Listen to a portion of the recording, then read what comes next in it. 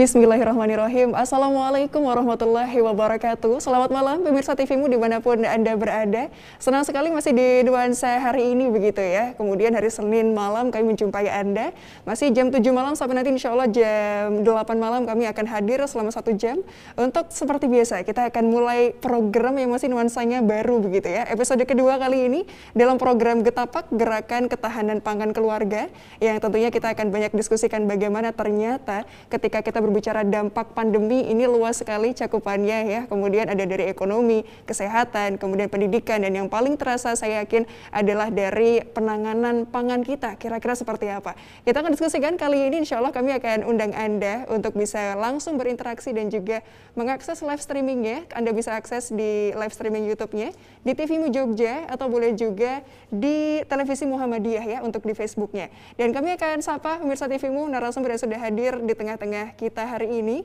Sudah ada yang pertama di ujung sana, ada Bapak Insinyur Bambang Suwiknyo begitu ya Pak ya. SPT MP PhD, beliau merupakan dosen Fakultas Peternakan UGM dan juga merupakan pengurus MPM PP Muhammadiyah. Kita sapa dulu. Assalamualaikum warahmatullahi wabarakatuh Pak Bambang. Waalaikumsalam Mbak Konita. Assalamualaikum semua pemirsa TVmu di seluruh Jogja dan seluruh Indonesia dimanapun berada. Baik, waalaikumsalam warahmatullahi wabarakatuh. Sehat Pak Bambang ya? Alhamdulillah sehat Mbak Konita. Oke, ini kompak loh Pak Bambang, batik-batik semua hari ini ya. Karena kan baru saja melewati hari batik bulan yang lalu. Baik, kita sampai ya Pak Bambang ya. Ternyata tidak sendirian ya Pak ya, karena juga harus ada apa ya, kemudian juga banyak membicarakan terkait sesuatu hal yang akan kita diskusikan nanti. Yang kedua ada Ibu Wuri Rahmawati SP, MSc begitu, beliau merupakan dosen ilmu komunikasi Unisa, pengurus MPM PP Muhammadiyah juga. Kita sapa dulu. Assalamualaikum Bu Wuri. Waalaikumsalam Mbak Konita. Baik, kabar saya juga Bu Wuri ya. Alhamdulillah sehat walafiat. Oke, kalau ini Bu Wuri langsung kelihatan ini, ada jasnya, ada rompinya. Tulisannya apa nih Bu Wuri nih? Ini tulisannya apa MCCC. ya? MCCC sama di sini siaga, siap siaga. Siap siaga. Nah ini harus kompak nih Pak Bambang, nanti juga pakai juga berarti ya. Siap.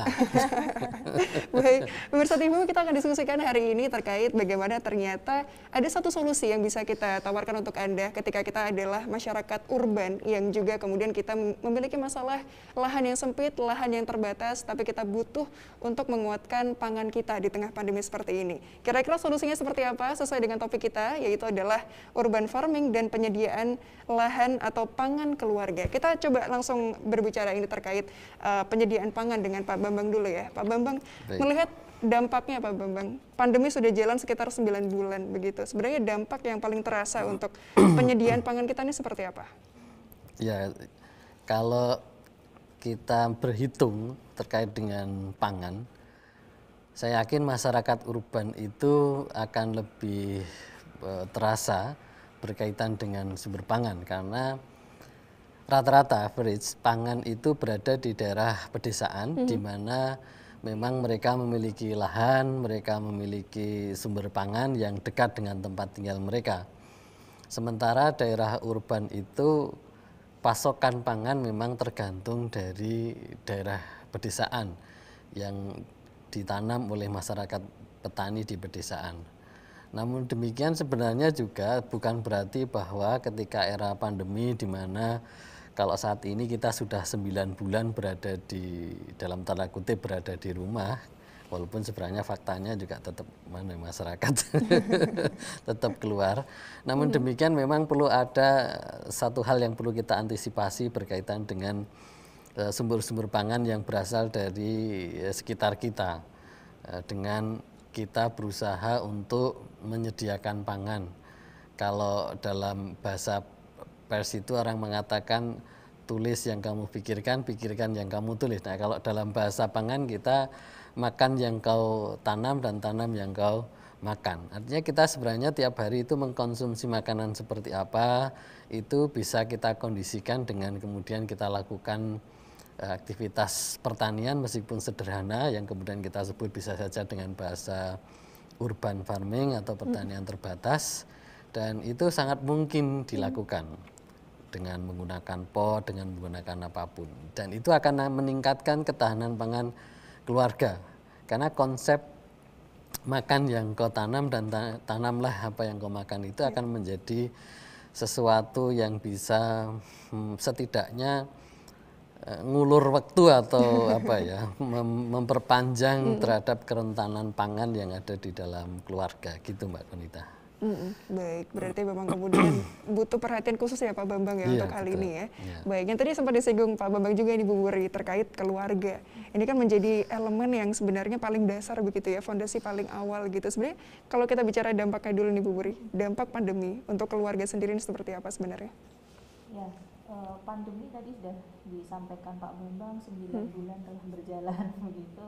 Dan tentu setiap keluarga saya yakin juga merasakan dampaknya, salah satunya di aspek ketersediaan pangan bagi keluarga, utamanya juga pada kelompok-kelompok keluarga yang ada di perkotaan yang kemudian sangat sempit lahan yang dimiliki, sehingga untuk pemenuhan kebutuhan pangannya memang apa-apa harus membeli ketika kita berbicara tentang ketersediaan pangan bagi masyarakat yang di lingkungan perkotaan. Nah, dampaknya tentu yang dirasakan bagi para keluarga dengan adanya pandemi ini adalah kemarin sempat gitu ya, beberapa masyarakat harus terdampak kena PHK. Kemudian otomatis ini secara ekonomi terdampak. Kemudian kalau dari sisi agak melebar sedikit dari sisi pendidikan, semua keluarga harus mengedukasi anaknya di rumah gitu. Nah, ketika ada PHK, kemudian juga ada pengurangan jam kerja dengan program KPR, maka banyak sekali kita kemudian ada di rumah. Nah, ini tentu berdampak pada tadi kesiapan setiap keluarga untuk memenuhi kebutuhan hidupnya, apalagi kemarin aktivitas di luar rumah memang sangat dibatasi. Maka begitu setiap anggota keluarga ini pada prinsipnya begitu mengalami sebuah kondisi di mana harus menyesuaikan bagaimana kebutuhan pangan keluarganya tetap bisa dipenuhi, tetapi intensitas keluar rumahnya dikurangi. Kalau dulu mungkin membeli setiap saat gitu, Mbak ya, gitu, keluar rumah ke pasar pulang pergi ya begitu. Tetapi dengan pandemi ini ke pasar pun sempet begitu ya, harus terkendala karena memang kita sangat dibatasi untuk aktivitas di luar rumah. Baik, jadi harus berdamai ya Bu Wuri ya dengan kondisi yang ada, tapi tentunya tetap bisa produktif untuk kemudian penanganan pangan ini. Kita akan lanjut lagi Pak Bambang, Bu Wuri, insya Allah usai jeda pariwara, pemirsa TVmu kami akan segera kembali sesaat lagi.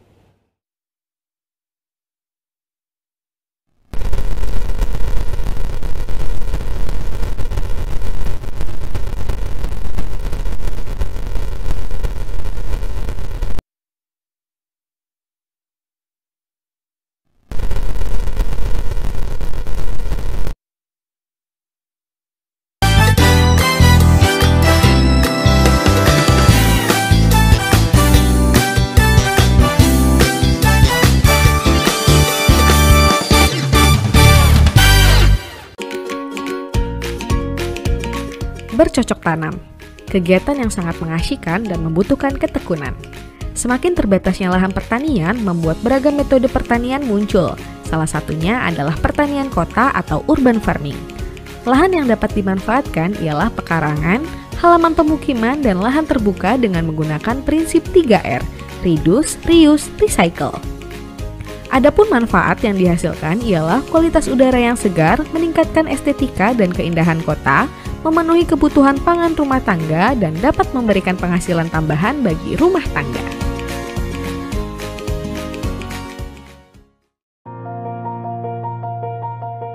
Assalamualaikum warahmatullahi wabarakatuh.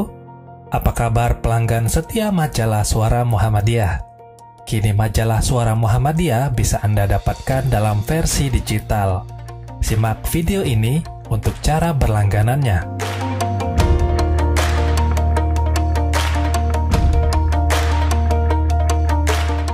Siapkan smartphone Anda, pilih Play Store, lalu download aplikasi Suara Muhammadiyah Store.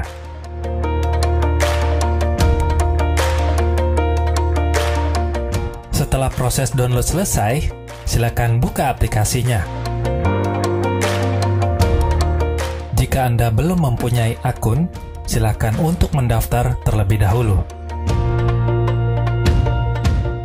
Silakan isi kolom yang telah disediakan di form pendaftaran pelanggan.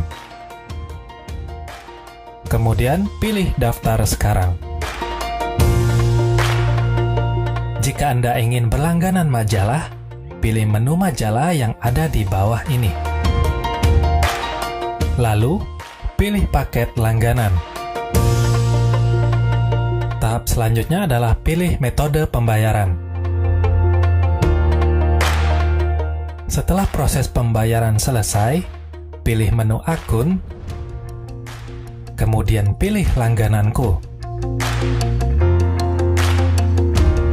Cukup mudah bukan? Silakan dicoba. Wassalamualaikum warahmatullahi wabarakatuh.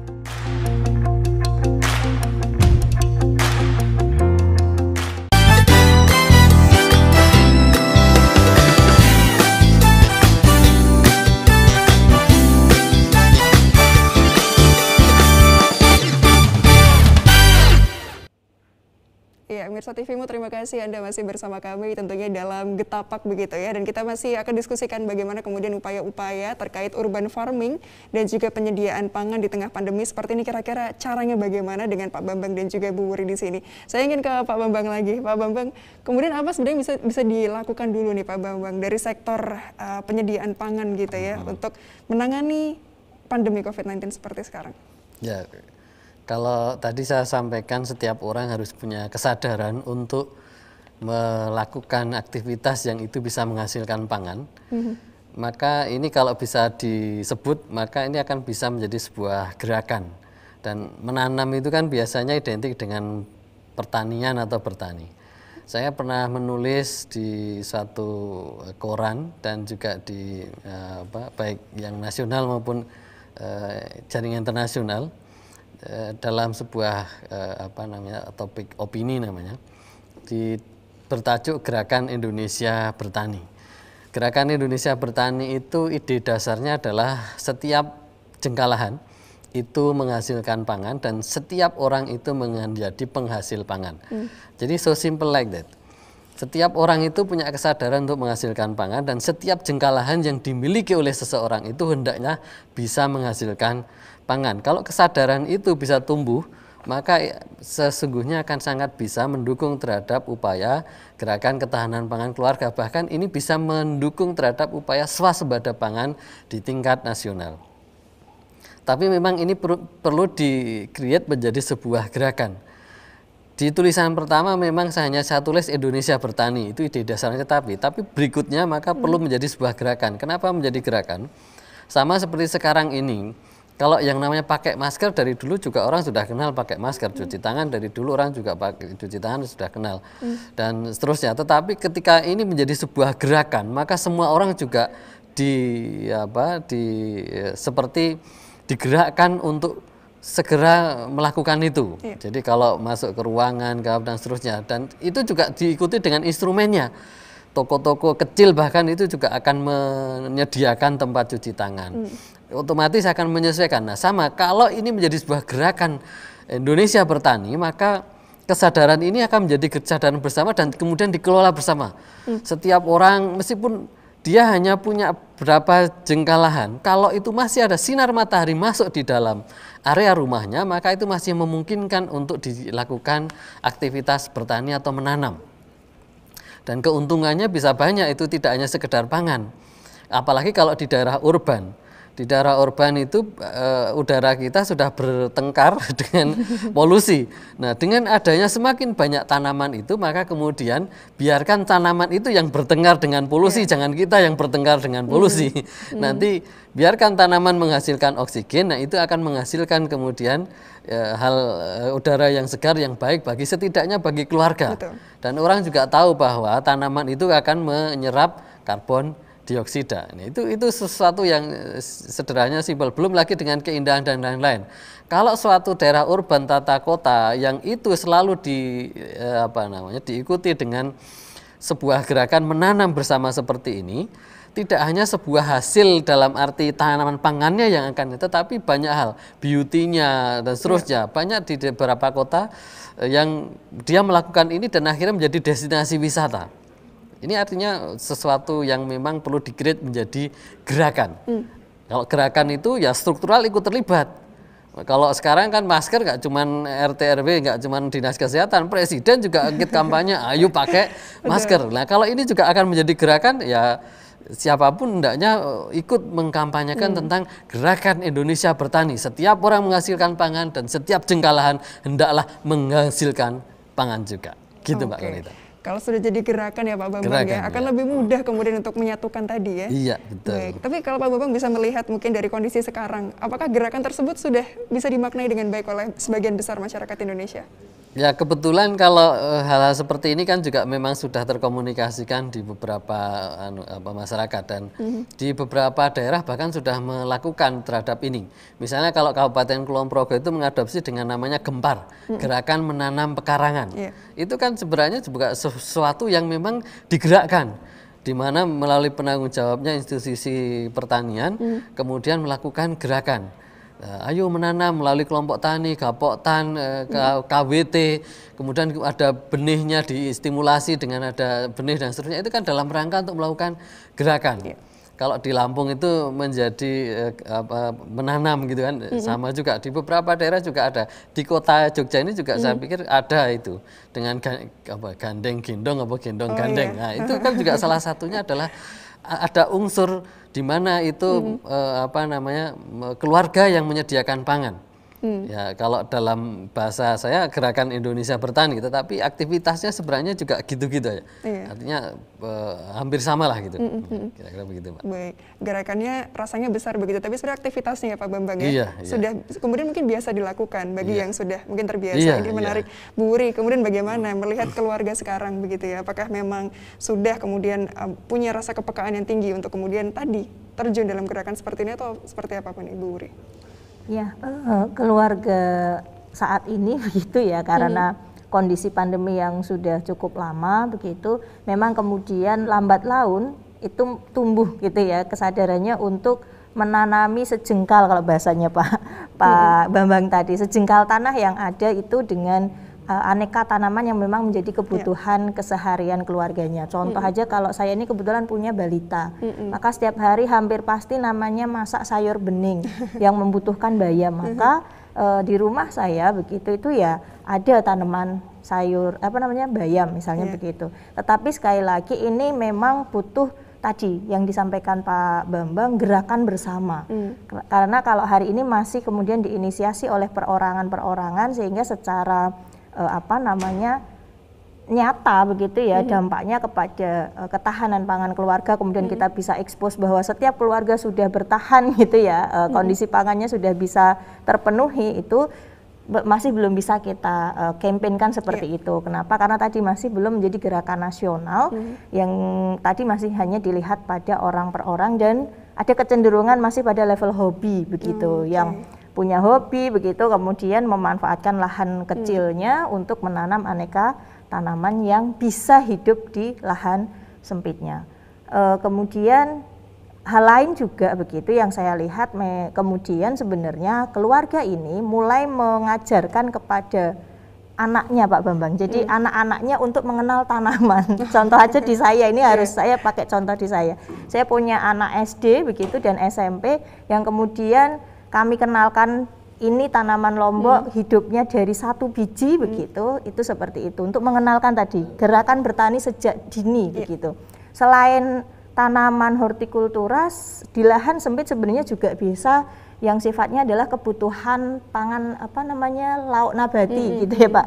Dari kebetulan saya ada ini Mbak di halaman yang sempit itu kami memelihara gitu ya ayam kampung begitu ya. Tujuannya bukan karena untuk mendapatkan penghasilan yang tinggi, tapi tadi untuk memenuhi kebutuhan keluarga, utamanya dari protein hewaninya, begitu. Karena ayam begitu ya Pak ya, ayam ini salah satu penghasil protein hewani, begitu. Sehingga anak-anak saya itu Mbak Konita, Pak Bambang, setiap pagi kami ajak gitu untuk ke kebun dan bertugas pada memelihara tanamannya dan juga nilai gitu, melihat gitu ya, melihat ayamnya bertelur atau tidak begitu. Walaupun hanya 1-2 Pak, karena memang masih skalanya adalah kecil-kecilan begitu. Jadi saya membuat saya pernah membuat program tahun 2018 dengan kawan koleganya Pak Doni juga. Waktu itu judulnya adalah Education for Sustainable Development. Itu adalah memanfaatkan ini gerakan Indonesia Bertani ini, tetapi sebagai sarana edukasi untuk anak-anak SD. Jadi sama seperti yang sampaikan Pak Wuri, tidak hanya bagaimana mengenalkan tentang tanamannya, tetapi juga bagaimana agar si anak itu belajar untuk bertanggung jawab. Jadi simpel sebenarnya di tingkat praktiknya tuh. Setiap anak itu membawa media tanam yang itu berupa bekas botol air mineral. Terus kemudian itu nanti diisi dengan pupuk kandang dan kemudian ditanami dengan sayuran. Sayuran memang kita pilihkan, mau pilih pakcoy gitu atau cabai atau kangkung atau bayam yang memang familiar kan. Terus kemudian nanti tiap hari dia akan nyirami itu. Mungkin nanti dikompetisikan mana yang tanamannya bagus. Anak-anak itu kan sambil bermain happy, tapi kan dikenalkan oh ternyata perlu ada reuse recycle itu prakteknya begini. Oh nanam itu memang ternyata untuk dapatkan cabai itu tidak langsung bisa dapat. Biasanya hanya lihat belanja di pasar, tapi oh ternyata harus tumbuh dari bawah ya, dari kecil sampai 3 bulan baru hasilkan ya. Ada apresiasi kalau suatu saat kemudian perlu mengetahui tentang bagaimana cabai itu dihasilkan. Nah, kebetulan kalau dulu memang di Kulon Progo, karena Kulon Progo waktu itu adalah sebagai kabupaten pertama yang memiliki undang-undang tentang pendidikan karakter, sehingga ini cocok untuk kemudian kita include-kan. Tapi gerakannya masuk juga. Baik, jadi sebenarnya kalau sudah dimulai dari kecil ya Pak Bambang ya, Bu Wuri ya, ini akan lebih cintanya lebih long last lagi gitu ya bahasanya ya. Baik, tapi kalau bisa dilihat juga mungkin Bu Wuri, karena lahan sempit, ini kan problem utama ya Pak Bambang, Bu Wuri ya, dari masyarakat perkotaan, masyarakat urban, biasanya tanda kutip mungkin banyak alasan begitu, wah ini nanam di mana, tidak punya lahan, ntar mahal, ntar gini, ntar gitu. Sebenarnya bagaimana untuk menepis anggapan seperti itu ini? Bu Wuri dulu boleh. Iya, jadi kalau orang itu biasanya takut dengan bayangan dulu Mbak Konita. Jadi seringkali sebelum ada bukti masyarakat itu sulit untuk diajak berubah, mekaten ya Pak Bambang. Jadi ada hal yang memang harus kita mulai dulu. Ada orang yang berani untuk memulai sehingga nanti hasilnya bisa kemudian memotivasi masyarakat secara luas begitu ya, tentang tawaran kita itu berkaitan bagaimana memanfaatkan lahan sesempit apapun ternyata bisa menghasilkan. Nah, contoh tadi yang saya sampaikan juga sudah dibahas Pak Bambang, ternyata sudah menjadi programnya Pak Bambang juga dulu gitu, tetapi ternyata hari ini terimplementasikan di keluarga saya khususnya untuk tadi mengedukasi sejak kecil, karena ini penting. Anak saya itu berhasil menanam brambang, itu bahasa Indonesianya apa Mbak? Bawang merah ya Pak. Berhasil menanam bawang merah dan sangat luar biasa ekspresinya. Bu, itu ya tanaman bawang merah itu seperti itu tuh udah tumbuh loh Bu. Itu artinya saya ya Allah, ternyata hal kecil yang coba kita kenalkan kepada anak begitu bisa memberikan kepuasan gitu Bang. Jadi si anak saya ini melihat itu tumbuhnya gitu tuh langsung ekspresif gitu. Itu besok cara manennya gimana Bu gitu. Nah, kemudian tadi diajari bagaimana nyiram, kemudian bagaimana nanti harus merawatnya dan sebagainya. Jadi seperti itu Mbak Konita. Saya rasa betapa pentingnya menanamkan begitu ya pertanian sejak dini. Pertanian dalam arti luas bukan hanya terkait dengan menanam sayuran begitu, tetapi juga tadi ada peternakan juga bisa masuk pada definisi pertanian begitu. Sehingga ini menjadi kesadaran bersama anak-anak sejak dini, itu kita bangun kesadarannya sehingga harapannya ke depannya, masa depannya nanti tidak kemudian menggantungkan hidupnya dengan orang lain sebagai produsen pertanian. Takutnya nanti nggak ada petani Pak. Nanti kita nggak makan hasil-hasil pertanian gitu. Harus bisa lebih independen ya Pak Bambang, Bu Wuri berarti ya. Kita akan bahas nanti di segmen ketiga Pak Bambang, Bu Wuri terkait bagaimana cara konkretnya dan teknisnya kira-kira seperti apa kalau kita ingin memulai gerakan ini bersama-sama. Dan tetaplah bersama kami dalam Getapak.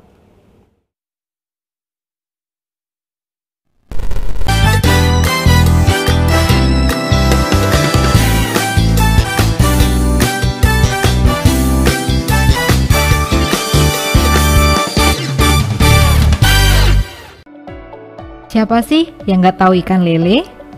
Ikan lele merupakan makanan tinggi protein yang mudah didapatkan dengan harga terjangkau. Dan tentunya dengan komposisi gizi tinggi seperti protein, lemak, mineral, dan air. Selain itu, ikan lele mudah dalam pemasarannya, sehingga memiliki peluang bisnis yang besar. Tidak hanya dapat dibudidayakan dalam skala besar, ikan lele juga dapat dibudidayakan dalam skala rumahan.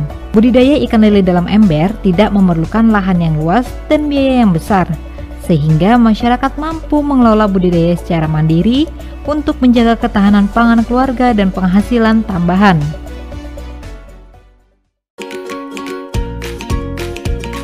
Bercocok tanam, kegiatan yang sangat mengasyikkan dan membutuhkan ketekunan.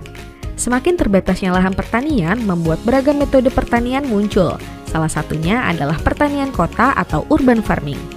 Lahan yang dapat dimanfaatkan ialah pekarangan, halaman pemukiman, dan lahan terbuka dengan menggunakan prinsip 3R, reduce, reuse, recycle. Adapun manfaat yang dihasilkan ialah kualitas udara yang segar, meningkatkan estetika dan keindahan kota, memenuhi kebutuhan pangan rumah tangga, dan dapat memberikan penghasilan tambahan bagi rumah tangga.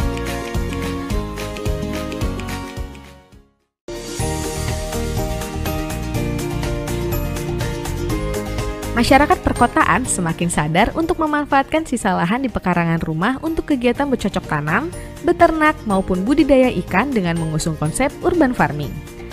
Telur merupakan sumber protein tinggi yang selalu dikonsumsi oleh masyarakat dan sangat mudah dijangkau. Untuk menghasilkan kualitas telur yang baik untuk dikonsumsi sehari-hari, dapat dilakukan dengan beternak ayam ras petelur skala rumahan. Beternak ayam ras petelur skala rumahan saat ini sedang menjadi tren di masyarakat. Dengan lahan terbatas, mampu beternak ayam dan menghasilkan telur dengan kualitas baik. Didukung teknologi sederhana dan ramah lingkungan sehingga tidak mengganggu lingkungan sekitar.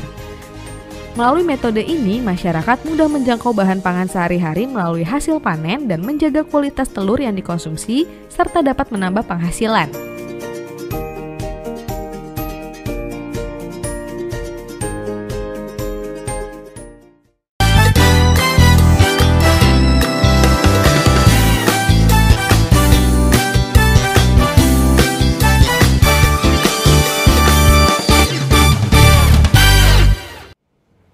Ya, Mirsa TVmu, kita masih berbincang terkait bagaimana kemudian untuk menggalakkan begitu ya terkait urban farming. Masih bersama dengan Pak Bambang dan juga Bu Wuri di sini. Tadi sudah banyak berbincang terkait bagaimana ternyata penting begitu ya untuk menanamkan gerakan ini dan juga mengimplementasikannya secara konsisten juga. Dan kami undang Anda Mirsa TVmu untuk bisa telepon interaktif bersama kami ataupun mengirimkan pertanyaan Anda, karena insya Allah nanti akan ada 3 bingkisan untuk 3 penanya yang akan dipilih oleh tim kami.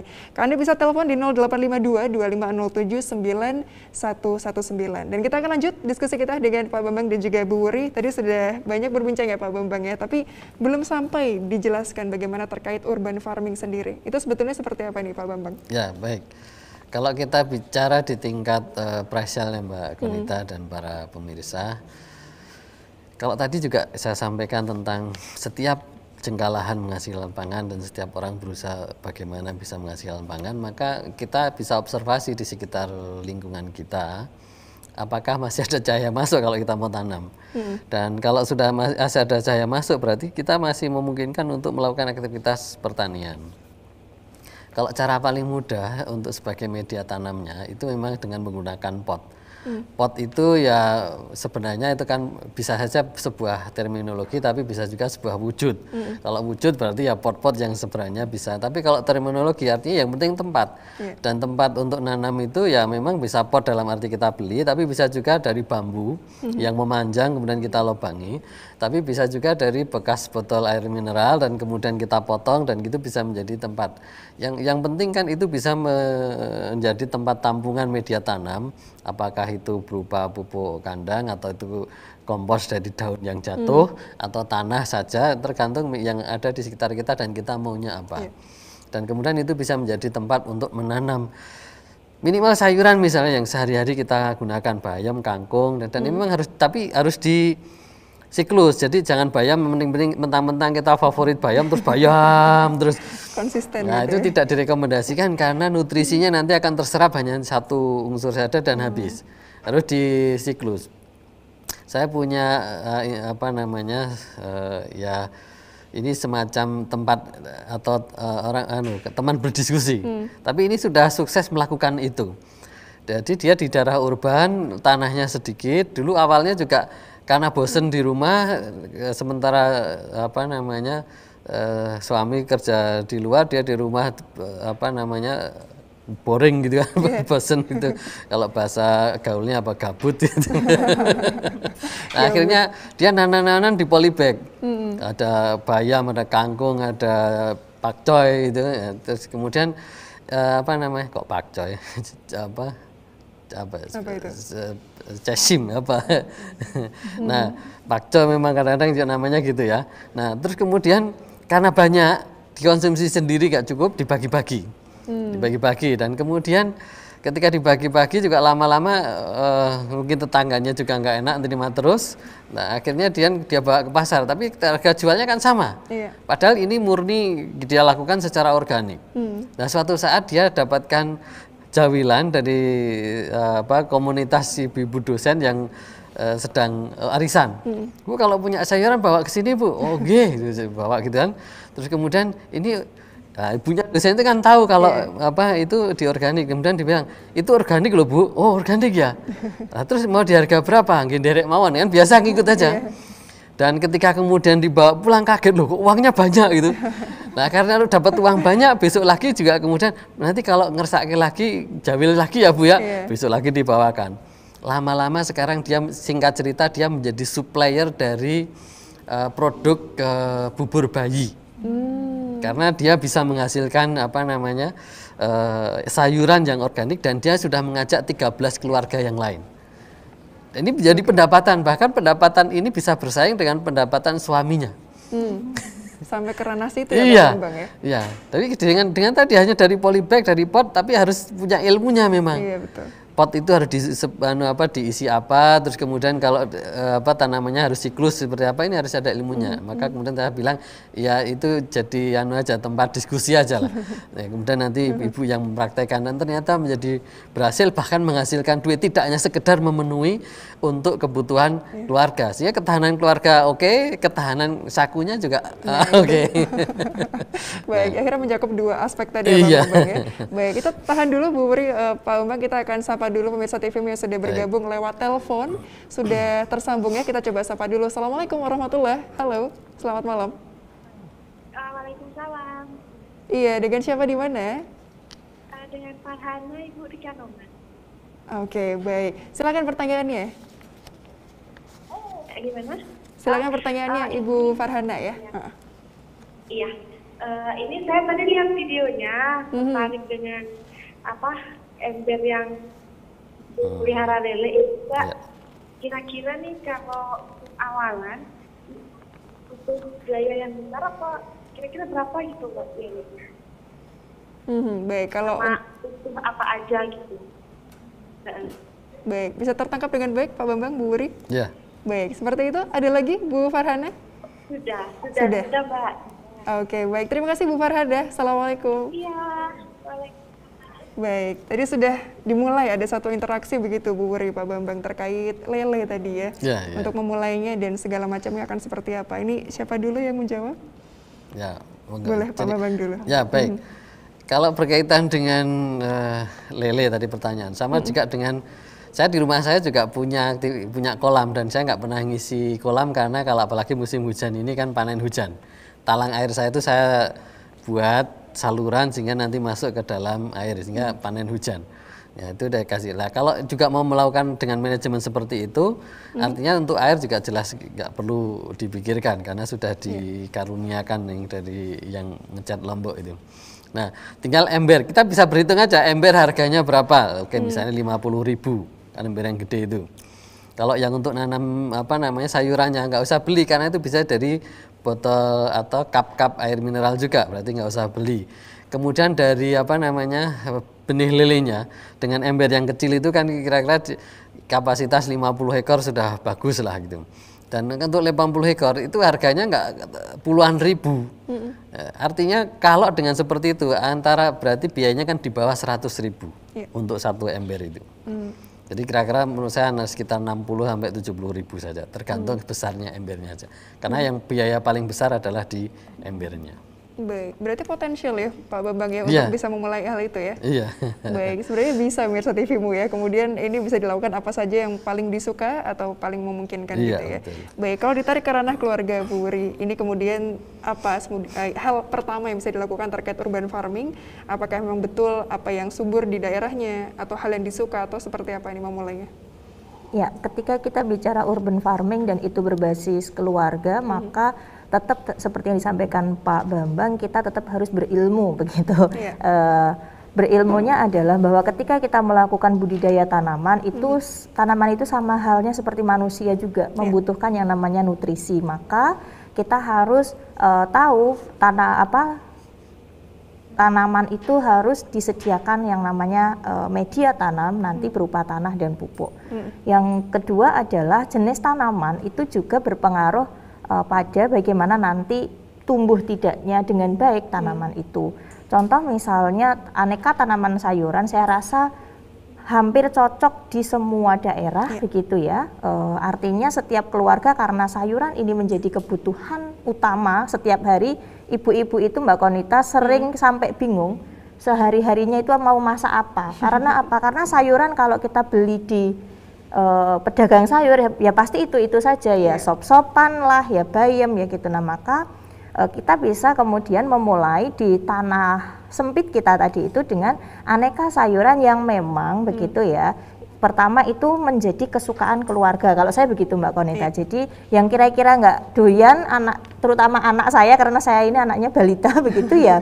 Kemudian saya nomor 2 kan dulu, yang utama dulu yang saya budidayakan. Kemudian yang kedua adalah begitu bahwa pemeliharaannya itu tidak membutuhkan pembiayaan yang mahal. Kenapa? Karena sekali lagi ketika kita berbicara tentang ketahanan pangan keluarga, maka kita berharapnya adalah budidaya tanaman yang kita lakukan itu tidak menimbulkan beban ekonomi yang baru, tetapi sebaliknya begitu. Karena memang seringkali gitu ya, beberapa petani yang terutama petani-petani hortikultura kalau yang volumenya itu besar gitu kan membutuhkan biaya yang mahal untuk pemeliharaannya. Nah ini coba kita kembangkan tadi dengan pertanian organiknya begitu. Nah jenis tanaman apa yang kemudian bisa bertahan, bisa hidup dengan budidaya pendekatannya keluarga, itu yang perlu kita cermati benar begitu, dan itu memang dibutuhkan keluarga.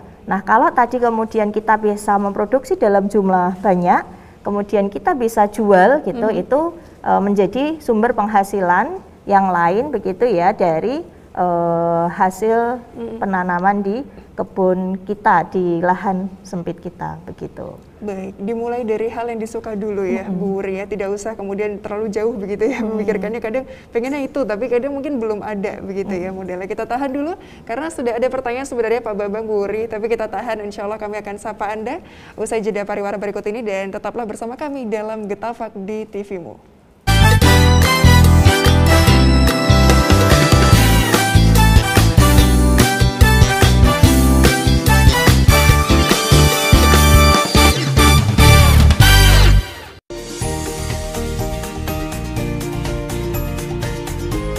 Masyarakat perkotaan semakin sadar untuk memanfaatkan sisa lahan di pekarangan rumah untuk kegiatan bercocok tanam, beternak, maupun budidaya ikan dengan mengusung konsep urban farming. Telur merupakan sumber protein tinggi yang selalu dikonsumsi oleh masyarakat dan sangat mudah dijangkau. Untuk menghasilkan kualitas telur yang baik untuk dikonsumsi sehari-hari, dapat dilakukan dengan beternak ayam beras petelur skala rumahan. Beternak ayam beras petelur skala rumahan saat ini sedang menjadi tren di masyarakat. Dengan lahan terbatas, mampu beternak ayam dan menghasilkan telur dengan kualitas baik. Didukung teknologi sederhana dan ramah lingkungan sehingga tidak mengganggu lingkungan sekitar.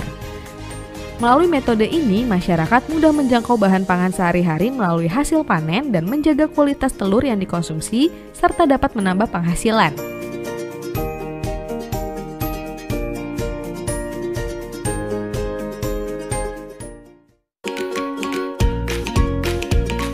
Bercocok tanam, kegiatan yang sangat mengasyikkan dan membutuhkan ketekunan.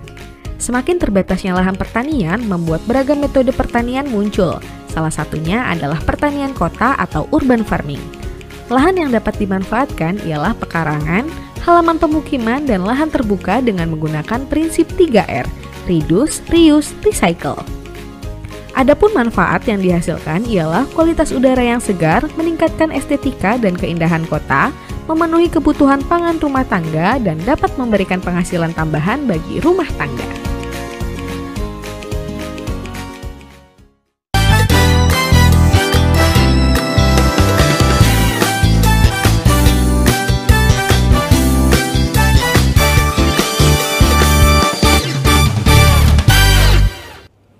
Iya, Pemirsa TVmu, terima kasih Anda masih bersama kami di malam hari ini, masih bersama dengan Bu Wuri dan juga Pak Bambang, dan tentunya masih dalam program Getapak Gerakan Ketahanan Pangan Keluarga. Kami masih mengundang Anda untuk bisa bergabung bersama kami, sesuai dengan yang sudah baru saja bergabung ini, Bu Wuri, Pak Bambang di line telepon. Kita coba sapa dulu, sudah ada Pak Marco ini ya, kita sapa. Assalamualaikum, selamat malam. Halo. Waalaikumsalam warahmatullahi wabarakatuh. Baik. Ya, halo, dengar suara ya? Alhamdulillah dengar. Ini dengan Pak Marco di Sorowajan ya Pak ya? Iya. Ya. Oke, baik, silakan Bapak pertanyaannya. Ya, yang pertama tadi sangat menarik yang disampaikan tentang pembiayaan dari proses urban farming ini ya. Saya mau tanya lebih lanjut tentang ini Pak, manajemen pembiayaan. Misalnya ini kan memiliki nilai ekonomi ya, nilai ekonomi yang nanti bisa dimanfaatkan oleh masyarakat, dan kita juga selaku pelaku urban farming itu mendapatkan manfaat dari nilai ekonomi tersebut. Nah, kira-kira manajemen penghitungannya bagaimana supaya sama-sama urban farming kita juga tetap jalan, kemudian masyarakat juga menerima manfaat dari apa yang kita lakukan dengan menyediakan bahan makanan untuk masyarakat sekitar. Meskipun nanti juga kita mendorong masyarakat juga untuk ikut terlibat dalam proses mengikuti urban farming ini. Itu saja sih manajemen intinya manajemen pembiayaan untuk menghitung kira-kira baiknya bagaimana. Baik. Terima kasih banyak Pak Marco. Assalamualaikum. Ya. Iya. Oke. Baik, sudah bergabung tadi Pak Marco ya terkait manajemen pembiayaannya seperti apa. Karena tadi Pak Bambang juga sempat mengatakan tidak hanya untuk pangan saja, profit ekonomi juga bisa kemudian terjamah di situ juga. Ini seperti apa ini? Mau siapa yang menjawab? Boleh. Pak Bambang? Ya, boleh. Okay. Baik, terima kasih Pak Marco untuk pertanyaannya. Jadi kalau terkait dengan pembiayaan, sebenarnya juga ini berkaitan dengan seberapa besar sih skala urban farming yang ingin kita create. Kalau sekedar sebagai sebuah urban farming yang dalam skala rumah tangga, berarti kan sebenarnya kita juga bisa mengukur terhadap berapa sih yang kita butuhkan. Tadi di awal saya sampaikan kita makan apa yang kita tanam dan kita tanam apa yang kita makan. Sehingga kalau dengan seperti itu berarti kan tidak perlu dengan biaya besar. Tetapi kalau ini akan menjadi sebuah gerakan bersama, berarti memang perlu di-create secara bersama-sama, dan kemudian boleh jadi tidak hanya di lingkungan keluarga dalam arti rumah kita, tetapi juga di sekitar rumah kita. Jadi lingkungan rumah dengan sekitar kita itu kan beda. Misalnya ada jalan, space jalan itu kan menjadi area publik, tapi kalau itu juga akan menjadi bagian dari concern kita supaya bisa menghasilkan pangan, tentu akan perlu biaya. Nah, ini kan bisa di-create apakah mau dengan cara arisan atau apa. Kalau yang pernah terjadi itu adalah yang kemudian disebut sebagai RW gemblung gitu, karena dia mewajibkan setiap warganya yang mau minta tanda tangan Pak RW dirinya itu untuk setor sekian jumlah botol air mineral. Ya, makanya kemudian disebut RW gemblung, karena lo ini gua apa ini Pak RW mau kalau nggak ngumpulkan botol air mineral bekas itu nggak dikasih tanda tangan terhadap concern yang dia. Dan ternyata itu kan bukan untuk keuntungan Pak RW, tapi itu menjadi nanti dikumpulkan dan dijual untuk menjadi sumber duit. Dan itu kemudian dibelanjakan untuk kebutuhan itu. Sekarang kampung itu dikenal di tingkat nasional, tidak hanya tingkat lokal. Kalau mau ke sana namanya Kampung Glintung. Itu di YouTube juga ada. Nah, itu.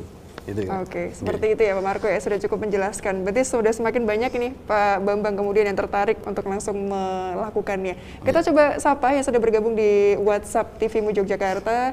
Ada Pak Doni yang bertanya ini, Bu Wuri, Pak Bambang, apakah dengan lahan yang sempit dan padat penduduk kita bisa beternak ayam, dan kira-kira bagaimana dengan polusi bau dan lain-lain? Karena mungkin kalau ayam cukup menyengat begitu ya baunya ya. Boleh, Bu Wuri silakan. Ya, terima kasih Pak Doni sudah merespon diskusi kami malam ini. Jadi pada prinsipnya beternak ayam itu di lahan sempit saya rasa bisa gitu ya. Menurut pengalaman keluarga kami sendiri yang hidup di daerah yang sangat sempit begitu, ternyata juga bisa. Hanya memang kemudian makna beternak ayam di lahan sempit tidak seperti itu ya, makna beternak ayam yang kemudian jumlahnya harus puluhan ekor gitu. Saya rasa ketika kita berbicara tentang ketahanan pangan keluarga begitu, maka kita bisa saja beternak ayam itu jumlahnya 10 ekor itu saya rasa boleh ya Pak Bambang ya, di mana nanti hasilnya kayak yang keluarga saya itu misalnya sehari 2-3 bertelur gitu, telurnya bisa untuk kemudian kebutuhan lauk pauk anak-anak kami dalam sehari-hari begitu, itu saya rasa bisa. Nah, bagaimana terkait polusi yang selama ini kami lakukan adalah memang finally-nya adalah tugasnya adalah kita sebagai masyarakat yang menyadari hidup di daerah yang sempit harus rajin-rajin untuk melakukan membersihkan gitu Mbak, karena memang namanya hewan yang namanya ayam itu ya namanya nelek, bahasa Jawanya apa nelek itu kotoran lah begitu, itu ya rutin banget begitu. Jadi jumlahnya pun juga tidak sedikit, tidak seperti manusia sehari sekali, tidak. Maka yang kita lakukan adalah melakukan pembersihan kandang itu secara rutin, apakah setiap pagi atau kalau ya memang waktunya sempet ya pagi sama sore begitu itu. Nah, pupuknya itu kemudian kita gunakan untuk menanam tanaman di sekitar halaman rumah kita. Baik, begitu. Bisa dua hal sekaligus ya Bu Wuri ya, iya, dari situ ya. Begitu. Oke, seperti itu, semoga menjawab tadi ya, sudah bergabung bersama kami. Ada lagi yang bergabung, ada Pak Syauki dari Yogyakarta mau bertanya bagaimana cara mengonsep urban farming supaya efektif dan efisien, dan kemudian apa saja ini aspek yang harus diperhatikan. Boleh Pak Bambang dulu. Baik, terima kasih Mbak Kunita. Baik, waalaikumsalam Pak Syauki. Jadi memang kalau kita ingin menjadikan ini sebagai sebuah gerakan dari ketahanan pangan keluarga dengan memanfaatkan konsep urban farming, kita harus memang persiapkan, karena berarti kan kita akan melibatkan sekian banyak keluarga, sekian banyak RT, RW dan seterusnya, sehingga perlu di konsep. Bahkan kalau perlu di mapping, artinya jangan sampai kemudian nanti ada sebuah produk yang kemudian menyebabkan sebuah kejenuhan terhadap pasar. Nah, ini juga artinya kita perlu juga melihat apakah urban farming ini, sekali lagi, apakah hanya sekedar untuk pemenuhan kebutuhan keluarga, ketahanan pangan keluarga, atau kita ingin tujuan yang lain. Misalnya ada untuk estetika keindahan, atau juga untuk tujuan terhadap exchange terhadap satu sama yang lain. Misalnya RW sini menghasilkan toga, RW sini menghasilkan sayur bayam, RW sini menghasilkan sayur apa dan seterusnya. Itu kan juga bagian dari yang perlu kita petakan. Nah, kalau sudah seperti itu, nanti kemudian kita lanjutkan dengan melakukan mapping terhadap mapping atau asesmen terhadap kebutuhan yang perlu dibutuhkan. Kalau sana itu ada beberapa lapangan, kalau itu bisa dimanfaatkan. Kalau RW sana itu memang murni hanya memanfaatkan teras rumah, kemudian jalan-jalan, lorong-lorong. Nah, ini nanti kemudian asesmen terhadap kebutuhan, karena pot-pot yang akan dibutuhkan tentu akan berbeda. Nah, nanti kemudian ke arah bagaimana mengisi tanamannya, jenis tanaman, dan yang berikutnya perlu dilakukan itu tentu adalah asistensi atau pendampingan, agar ini menjamin terhadap sustainabilitas terhadap gerakan ini. Karena kalau tidak, yang namanya energi itu ya kayak baterai, nanti kalau nggak sering-sering dicas itu nanti ngedrop. Nah, dan salah satu energi ngecasnya itu juga tidak mesti harus dengan support material berupa duit atau enggak. Kalau yang saya tahu masyarakat itu dengan dikunjungi, yang menurut mereka definisinya itu adalah orang penting, itu sudah merupakan cas. Wah, saya senang punya kebun dikunjungi Pak Wali Kota, saya senang punya kebun dikunjungi Pak Camat, Pak Lurah, atau apalah gitu kan. Nanti kalau ada kerjasama dengan pemain sepak bola nanti yang menghasilkan jus tomat segar ya dari nanti dikunjungi Pak Ketua PSSI misalnya begitu kan. Kan seneng-seneng juga kan, wah gitu kan.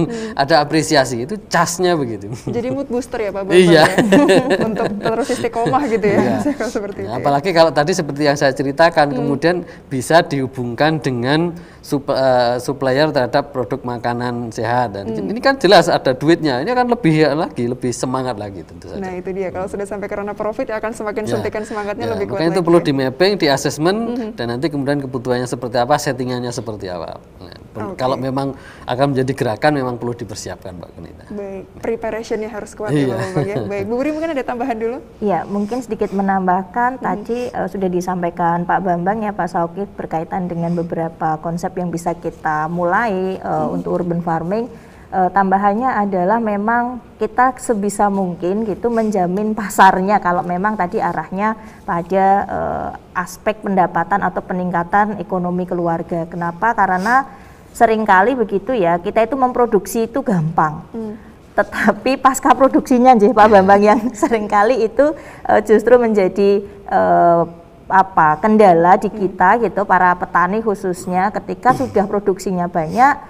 Semua misalnya nanti setiap RW memproduksi tanaman hortikultura, nah siapa yang akan menjadi konsumennya? Keluarga sudah terpenuhi dari hasil yang sudah diperoleh dengan produksi di rumahnya, maka penting begitu ya tadi fasilitator pendamping itu juga memfasilitasi untuk menghubungkan dengan pasarnya. Siapa pasar nanti hasil dari pertanian di perkotaan ini, sehingga tetap termotivasi kalaupun sedang panen raya gitu ya, itu tidak kemudian dibuang. Karena kalau kita lihat misalnya para petani di lereng gunung itu ya kemarin sempat harus membuang Pak Bambang, wortelnya gitu, kol, tomat. Kenapa? Karena merasa sudah luar biasa melakukan pekerjaannya pertanian, tetapi ketika panen raya hasilnya itu harganya sangat-sangat murah, sehingga harus dibuang ya Pak Ibu. Itu sebagai sebuah bentuk protes. Kenapa? Karena pasar tidak menjamin gitu ya hasil ini akan memberikan keuntungan yang besar kepada petani. Maka tadi saya rasa gitu Pak Sauki gitu ya, nanti untuk mengembangkan urban farming dan arahnya pada penguatan ekonomi keluarga selain pada ketahanan pangan, menjamin ketersediaan pasar menjadi penting agar keberlanjutan program urban farming yang sudah menjadi gerakan nasional ke depannya itu tetap bisa berjalan secara baik. Baik, selain memulai harus maintenance-nya juga diperhatikan berarti ya. Oke, baik, kalau proyeksinya mungkin Pak Bambang, ketika kita berbicara di tengah pandemi seperti ini, harapannya pastinya akan berakhir pandeminya dan ada pasca pandemi.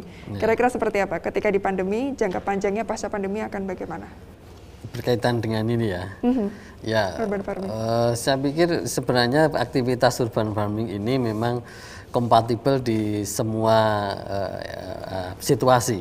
Kalau di era pandemi setidaknya ini adalah penguatan terhadap ketahanan pangan keluarga, tetapi kalau di pasca pandemi ini bahkan bisa menjadi gerakan yang bisa menjadi alternatif pendapatan, baik direct income dengan tadi menjual produknya maupun indirect income dengan menjadikan areal yang itu menjadi tempat untuk implementasi terhadap gerakan bersama urban farming, atau kalau dalam bahasa saya gerakan Indonesia Bertani, itu akan menjadi tempat orang untuk datang. Lama-lama datang itu bisa menjadi turis dalam tanda kutip. Nah, artinya tergantung bagaimana menanggapinya kan, menjadi turis atau tidak. Sehingga sekali lagi gerakan ini akan sangat kompatibel dengan semua situasi. Baik, berarti masih ada harapan yang cerah begitu ya Pak Bambang, nanti usai pandemi ini berakhir tetap harus lanjut urban farming ini. Baik, terima kasih banyak Pak Bambang, Bu Wuri. Sebenarnya masih ingin lanjut tapi tidak cukup waktunya, harus terpisah begitu ya. Sehat selalu Bu Wuri, Pak Bambang. Amin. Dan terus semangat untuk urban farmingnya ya. Baik, dan pemirsa TVmu, terima kasih bagi Anda yang sudah bergabung bersama kami. Akhirnya saya Arsy Konita mewakili seluruh kerabat kerja yang bertugas mohon undur diri. Terima kasih. Wassalamualaikum warahmatullahi wabarakatuh. Sampai jumpa.